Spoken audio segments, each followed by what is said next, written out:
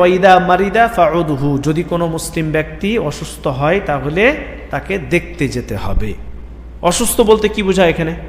অসুস্থ বলতে বোঝায় যিনি বাড়ি থেকে বেরোনোর ক্ষমতা রাখেন না, মসজিদে আসতে পারবেন না, এরকম ব্যক্তি তাকে দেখা করতে যেতে হবে।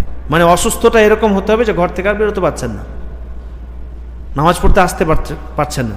আমরা সকলে জানি যে পুরুষদের জন্য মসজিদে এসে জামাতের সাথে নামাজ পড়া ওয়াজিব। তো তিনি এমন অসুস্থ হয়ে পড়েছেন যে তিনি বাড়িতেই নামাজ পড়ছেন, আসতে পারছেন না, এরকম ব্যক্তিকে দেখতে যাওয়া কি?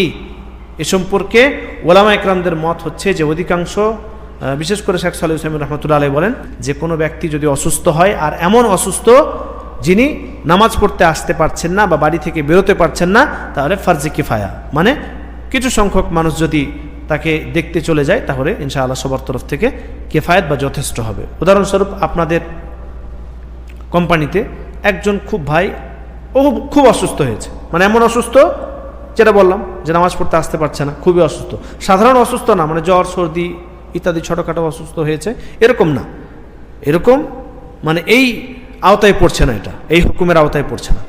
যিনি এমন অসুস্থ যিনি সালাত আদায় করতে আসতে পারছেন না, বাড়ি থেকে বেরোতে পারছেন না, তাহলে তাকে দেখতে যাওয়া ফারজে কিফায়া।